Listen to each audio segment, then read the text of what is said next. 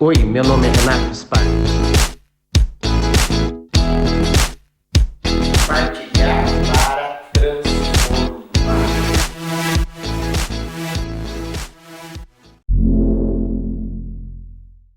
Olá, compartilhar para transformar.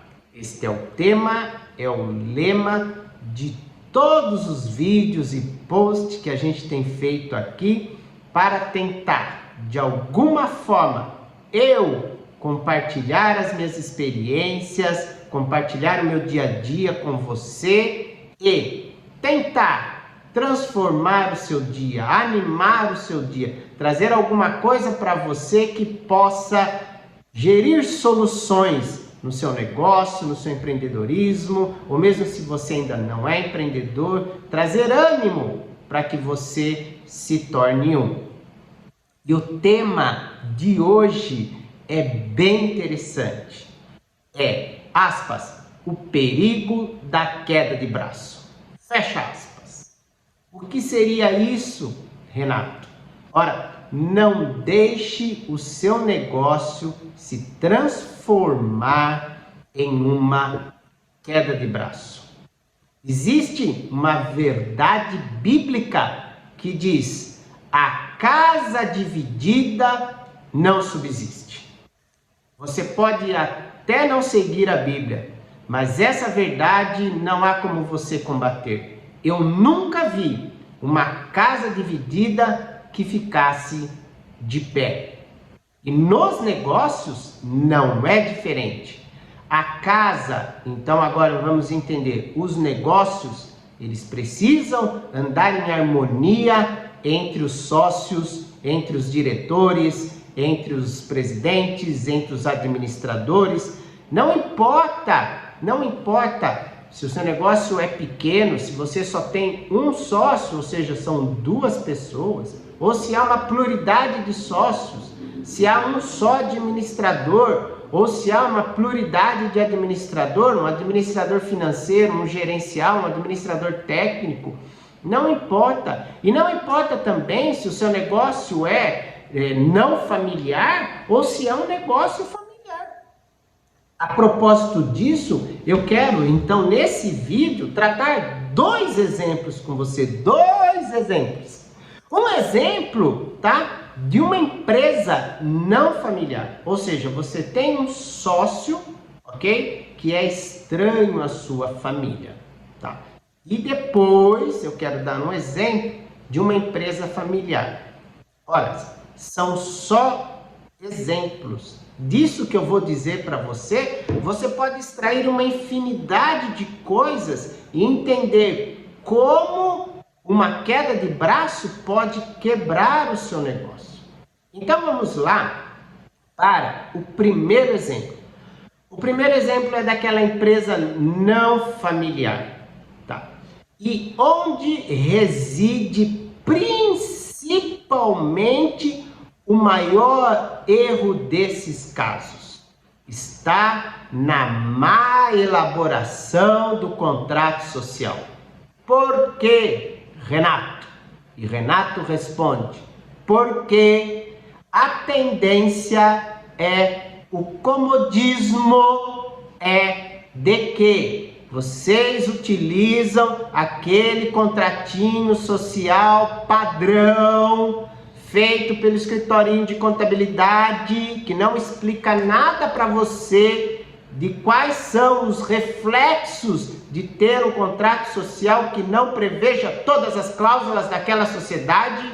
E então, começa aí a queda de braço. Porque no começo, tudo é paixão. Vamos montar um negócio, estamos animados. Olha, você conhece o que vai ser feito, então você trabalha. E eu, como já tenho o meu trabalho, né, vamos dizer, eu sou CLT, mas tenho um dinheiro guardado, e eu invisto em você e nós começamos um negócio meio a meio. Já viu isso? Tem de monte. E na verdade, né, o nosso Código Civil, ele não prevê sociedade de prestação de serviço, né? Ele prevê sociedade de capital. Então o que vocês fazem? Fazem de conta que os dois aportaram o mesmo capital. Faz de conta que os dois colocaram 10 mil cada um. Começa uma sociedade limitada com capital social de 20 mil reais, 50% para cada uma das partes. Só que um trabalha todos os dias, está na empresa todos os dias, né? Ele é um gestor, ele é um empreendedor, talvez um empreendedor também, mas não tinha capital. E o outro, né, é um empreendedor que viu a oportunidade daquele negócio gerar algum lucro e investe então o capital. Essa sociedade está fadada depois do primeiro, segundo ano a não dar certo. Por quê? Porque aquele que está lá trabalhando todos os dias começa a achar que a proporção dele não deve ser só de 50%, né? E é o outro que investiu também começa a achar que agora que tudo está crescendo e dando lucro e chega no final do ano já há uma divisão de lucro entre as partes, certo? De que como ele fez o aporte de capital, certo? Então o que acontece? Eu teria que ter uma parte maior. Tudo isso está errado. Por quê? Porque não está previsto no contrato social. Tudo tem que estar previsto no contrato social. Ora, como funcionaria isso de uma forma muito mais perfeita? Vou te dizer, presta bem atenção, vou dar um exemplo simples, mas seria assim. Eles começam a sociedade com 50% cada um. Só que um é o investidor, integraliza o capital imediatamente. O outro é que vai desenvolver o trabalho. Então ele vai ter um prolabore maior todos os meses. E ele vai fazer a integralização do capital social dele em 12 parcelas. Olha aí, já fechou, já ficou legal, já ficou certinho. Ele não vai achar que está recebendo menos, porque na verdade ele está recebendo mais, porque o prolabore dele é maior do que o investidor, porque o investidor não comparece na empresa. Tá vendo como fica legal?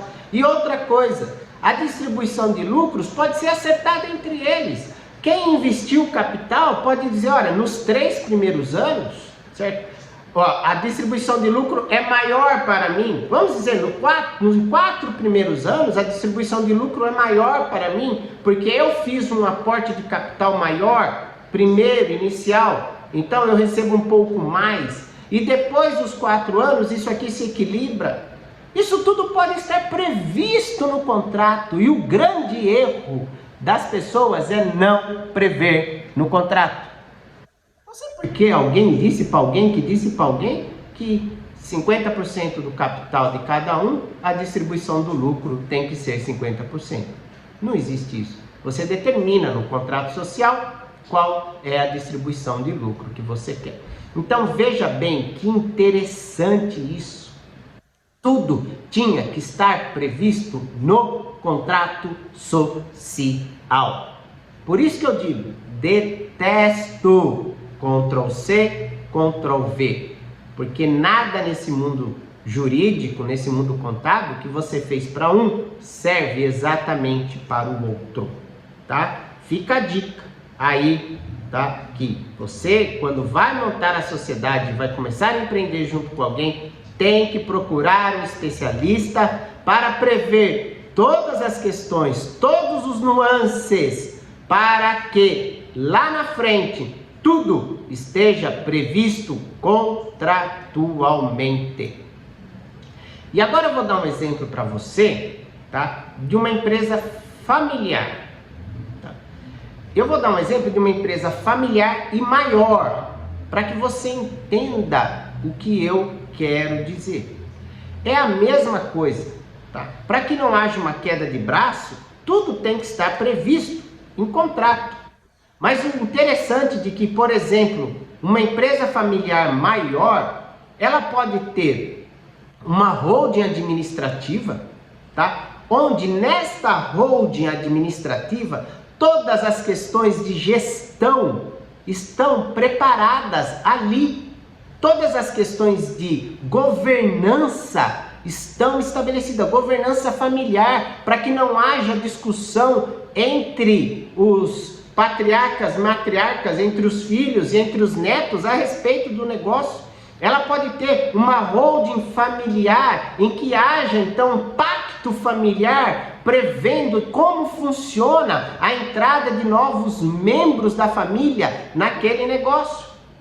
Se quando um membro da família casa, certo? Que indiferentemente do regime de casamento dele, se o cônjuge pode ou não pode fazer parte do negócio, podem existir barreiras, podem existir concessões, mas tudo está pré-estabelecido, então não há uma discussão boba a respeito da coisa. Por quê? Porque está tudo assinado, tudo registrado, tudo definido. Para alterar, tem que ter maioria de votos. Por exemplo, pode estar lá determinado um filho, né? Vou dar um exemplo, um filho não, vamos pegar um neto, né? Que está lá com a sua maioridade e ele quer ter um cargo grande dentro da empresa que é do pai, que é do avô, e ele não se conforma em não ter esse cargo, né? Pai não precisa discutir isso, papai, você não precisa discutir isso com seu filho na mesa de jantar. Você imprime o pacto e dá para ele, fala, filho, tá aqui, ó.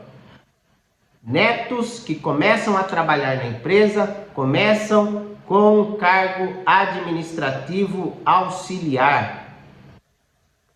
E você tem que seguir essa carreira, ó, fase 1, fase 2, fase 3, sem um curso, né, de graduação específico da área, você não atua com um cargo maior. Para atuar num cargo maior, você vai concorrer igualmente uma pessoa comum e precisa ter um curso de pós-graduação, uma especialização, enfim, tudo pode estar previsto. E quando você aplica a palavra prevenção, ou seja, quando você se previne, quando você estabelece antes as regras, a discussão lá na frente é bem menor.